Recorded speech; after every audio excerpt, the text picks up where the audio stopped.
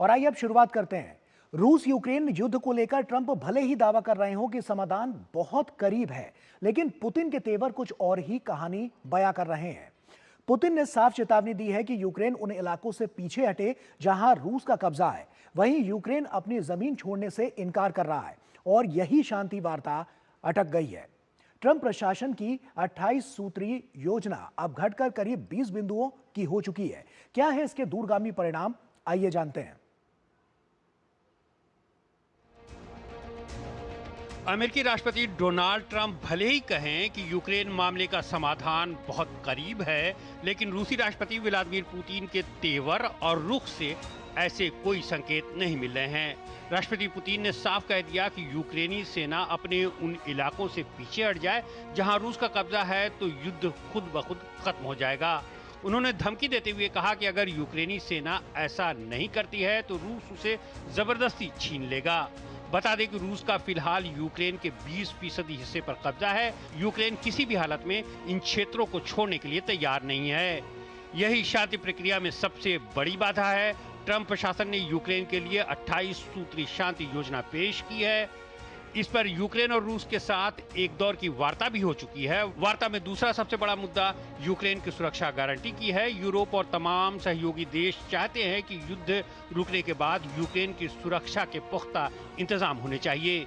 Trump की मूल योजना के तहत कीव को पूर्वी यूक्रेन के डोनेट्स्क क्षेत्र को छोड़ना होगा और अमेरिका इस इलाके के साथ क्रीमिया को रूसी हिस्से के तौर पर मान्यता देगा। यूरोपीय देशों के हो हल्ला के बाद अमेरिका ने इस प्रस्ताव को वापस ले लिया है, लेकिन नया प्रस्ताव अब तक जारी नहीं किया गया है। बताया जा रहा है कि संशोधित प्रस्ताव को अब 20 बिंदुओं तक सीमित कर दिया गया है। नया प्रस्ताव पुतिन की नजर से गुजर चुका है। उनका कहना है कि ये बातचीत शुरू करने का माध्यम बन सकता है।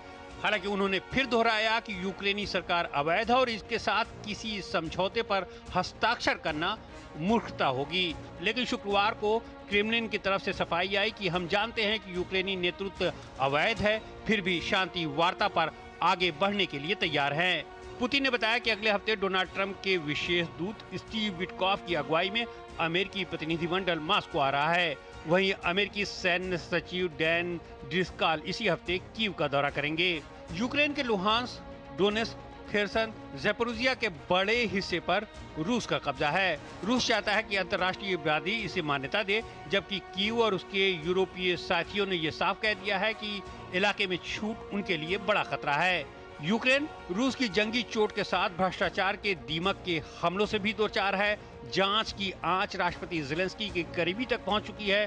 शीर्ष शांति वार्ताकार और राष्ट्रपति ज़ेलेंस्की के चीफ ऑफ स्टाफ एंड्री यर्मक के दफ्तर पर एजेंसियों ने आज छापा मारा। इस बीच बेल्जियम ने जब्त रूसी संपत्तियों के इस्तेमाल से शांति वार्ता के पटरी से उतरने की आशंका जताई है। ईयू रूस की जब्त 62 बिलियन डॉलर की संपत्ति को यूक्रेन को ऋण के तौर पर देने के लिए सहमति बनाने की कोशिश कर रहा है, लेकिन बेल्जियम और कई अन्य देश इसके लिए सहमत नहीं हैं। और आइए इसी महत्वपूर्ण खबर पर चर्चा भी करते हैं। प्रोफेसर अंशु जोशी हमारे साथ जुड़ रही हैं school of international studies JNU से। बहुत स्वागत आपका अंशु जी। और उसी के साथ सबसे पहला सवाल यही है कि अभी आसार क्या नजर आ रहे हैं? तमाम बातें हुई, तमाम निर्णय लिए गए, तमाम ऐसी अलग अलग तरह से डील भी सामने आई कि जिससे लगता था कहीं ना कहीं शांति हो सकती है, लेकिन अभी भी जो हम देख रहे हैं मनभेद और मतभेद दोनों की स्थिति साफ तौर पर नजर आ रही है। आपको क्या लगता है कि आगे की राह कैसे होने वाली है? गौरव, आपने बिल्कुल सही बात कही। मनभेद और मतभेद अभी दोनों ही दिखाई पड़ते हैं और बार-बार जब भी इस युद्ध को लेकर के चर्चा हुई है तो मैंने डीडी न्यूज़ के माध्यम से इस विचार को रखा है कि जब तक बहुत ही रिस्पॉन्सिबल देश या देशों की मध्यस्थता में ये दोनों ही पार्टीज एक दूसरे के आमने-सामने नहीं बैठती और जो ग्लिच के पॉइंट्स हैं, तो मैं आपको उदाहरण दूं कि पुतिन का ये कहना है कि यूक्रेन के जिन क्षेत्रों पर रूसी सेना जम चुकी है, जहां रूस का अधिकार उन्होंने मान लिया है, तो वो उस क्षेत्र को छोड़कर अब वापस नहीं आएंगे। जबकि ज़ेलेंस्की का ये मानना है कि यूक्रेन के जितने भी वो टेरिटरीज जिन पर रूस ने अपना कब्जा जमाया है, उनको रूस छोड़े। वहीं दूसरी ओर एक ग्लिच का पॉइंट ये है कि पुतिन का ये मानना है कि ज़ेलेंस्की और यूक्रेन इस बात को लिखित में दें कि आगे कभी भविष्य में यूक्रेन नाटो की मेंबरशिप के लिए अप्लाई नहीं करेगा और यहीं से आपको याद भी होगा कि यही वजह बनी थी कि क्यों रूस ने रशिया पर यूक्रेन पर हमला किया था। जी। और इस पर भी ज़ेलेंस्की हमको पीछे हटते हुए दिखाई पड़ते हैं। और वहीं फिर हम देखें तो यूक्रेन की तरफ से भी कुछ ऐसे बिंदु हैं, जिनको रूस मानने के लिए तैयार नहीं है। और इन सब के बीच में नाटो की जो भूमिका है, वो और भी एक प्रश्न चिन्ह वाली हो जाती है। तो जब तक इन महत्वपूर्ण बिंदुओं को लेकर के कोई साझा सहमति नहीं बनेगी गौरव, जी। तब तक मुझे नहीं लगता कि युद्ध का अंत होना संभव है। लेकिन जिस प्रकार से पश्चिमी एशिया में हमने देखा कि मल्टी फेज्ड मैनर में कम से कम युद्ध की शांति करवाई गई, तो मेरा ये मानना है कि आगे धीरे-धीरे करके पहले सीज़ फायर के माध्यम से दोनों पार्टीज़ को हम एक हॉल्ट पर लाएँ, जहाँ पर युद्ध विराम करके और फिर जो ये युद्ध को अंत की ओर ले जाने की शर्तें हैं, इन पर फिर चर्चा की जा सकती है। ऐसे में अंशु जी एक बात देखी गई है कि ट्रंप का रुख भी जो है वो अब काफी नरम नजर आता है, क्योंकि पहले तो बड़ी गर्मजोशी के साथ वो आगे बढ़ते हुए नजर आए थे, लेकिन इस कॉन्फ्लिक्ट के बाद जो जेलेंस्की और पुतिन के बीच जो कॉन्फ्लिक्ट नजर आ रहा था साफ तौर पर, और जो मनभेद और मतभेद की स्थिति नजर आ रही थी, वो कहीं ना कहीं जो ट्रंप हैं वो भी समझ चुके हैं कि आगे की राह मुश्किल तो होने वाली है। ऐसे में अगर हम इस तमाम जो अलग अलग तरीके की डील्स हुई हैं उनको देखें, तो नुकसान भी क्योंकि काफी कुछ हुआ है दोनों देशों का, तो ऐसे में क्या उसका आकलन किस तरह से करेंगी और आने वाले समय के लिए वहां पर किस तरह की जो चुनौतियां हैं वो नजर आती हैं?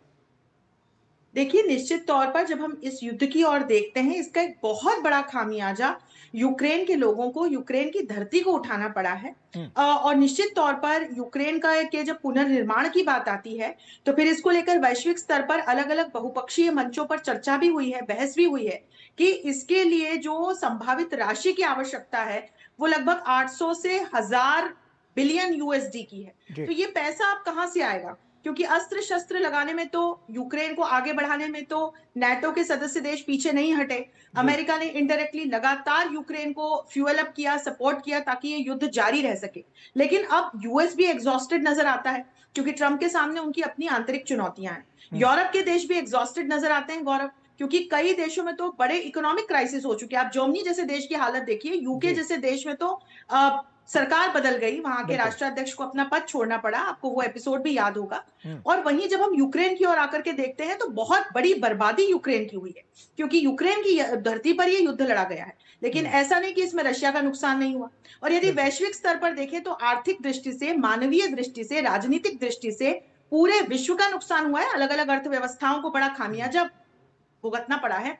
सप्लाई चेन्स जो हैं वो बिगड़ी हैं और वैश्विक स्तर पर तमाम तरह की जो मानवीय चुनौतियां हैं हम्म। वो भी अलग-अलग देशों के सामने आई हैं। तो इसको देखते हुए अब इस पर भी एक बिंदुवार चर्चा करना और इस बात को समझना कि जितनी जल्द अब ये युद्ध अंत की ओर जाएगा, हम्म। उतना ही कम से कम अब जो और आगे आगे खामियाजा विश्व को भुगतना पड़े, उससे हम बच सकते हैं। लेकिन ऐसे में इसमें एक अंशु जी, सामूहिक जिम्मेदारी विटकॉफ लेनी जब पड़ेगी गौरव, हम और देखें सामूहिक जिम्मेदारी जी। के साथ काम करना पड़ेगा। जी। जी। ऐसे में अंशु जी, अगर विटकॉफ जैसे कि हम जान रहे हैं कि मॉस्को का वो दौरा करेंगे, क्या वहां से भी कुछ आपको लगता है कि कुछ इसका हल, कुछ रिजल्ट निकलता हुआ नजर आएगा? निश्चित तौर पर ये दौरा मुझे महत्वपूर्ण नजर आता है और इसके अलावा हम देखें तो एक जब हम ट्राइलेटरली अमेरिका, रशिया और यूक्रेन के बीच के संवाद को देख रहे हैं, ठीक है, हम सभी जानते हैं कि अलास्का मीट सफल नहीं हो पाई। ट्रंप की तरफ से ये प्रयास किए गए थे, उन्होंने बहुत बोस्ट किया था। उनका एटीट्यूड या वो जिस तरह से चीजों को एक्सप्रेस कर रहे हैं, निश्चित तौर पर उसे वैश्विक स्तर पर पसंद नहीं किया जा सकता है या जा रहा है। लेकिन अलास्का मीट को यदि हम देखें तो कम से कम एक प्रयास हुआ कि युद्ध को अंत की ओर ले जाने के लिए हम एक एक्चुअली ऑन ग्राउंड बातचीत करें। इसमें एक जो बड़ा लूपहोल रहा वो ये कि इसमें यूक्रेन की मौजूदगी नहीं थी। अब जब यूएस और रशिया के बीच संवाद हो, विटकॉफ की यात्रा में किस प्रकार के पॉइंट्स निकल के आते हैं, ये देखना रोचक होगा। मुझे लगता है पुतिन इस मांग पर तो अड़े हुए हैं और इसी बात पर युद्ध शुरू हुआ था कि वे यूक्रेन को, इसका एक बहुत बड़ा जियो स्ट्रेटेजिक रीजन है गौरव। पुतिन अपने द्वार पर, Ukraine once upon a time USSR का पार्ट था, तो यूक्रेन में यदि नाटो आकर के बैठ जाता है, यदि वो नाटो का मेंबर हो जाता है, तो पुतिन अपने द्वार पर अमेरिका और नाटो को खड़ा नहीं देख सकते हैं और यही कारण है कि युद्ध की शुरुआत हुई। और ये सबसे बड़ी शर्त है पुतिन की, जिससे मुझे नहीं लगता कि वो पीछे हटेंगे। वो वैसे भी जेलेंस्की को लीगल प्रेसिडेंट मानते नहीं है, क्योंकि उनका टेन्योर बहुत पहले एंड हो चुका है। युद्ध की वजह से यूक्रेन में इलेक्शंस नहीं हो पा रहे हैं। तो ये तमाम जो जटिल पॉइंट्स हैं, इन पर डिस्कशन क्या होता है, होता है तो उसका समाधान कैसे बिल्कुल, निकलता है? निश्चित तौर पर ये इसको साफ लेकर तौर आई पर हूँ इस पर फिर। हमारी भी नज़र आएगी कि आने वाली राह अब इन दोनों देशों के लिए कैसी होने वाली है और किस ओर ये दोनों देश आगे जाकर क्या शांति के पथ पर आगे बढ़ते हैं या अभी भी जो मौजूदा स्थिति है उसी पर आगे अपनी जो अलग-अलग धारणाएं हैं उसको लेकर आगे बढ़ते हैं। एक छोटे से ब्रेक का यहाँ पर वक्त हो गया अंशु जी। ब्रेक के उस पार जब लौटेंगे तो अगली खबर से रूबरू कराएंगे और उसी पर चर्चा करेंगे। छोटा सा ब्रेक ले रहे हैं, जल्द हाजिर होता है।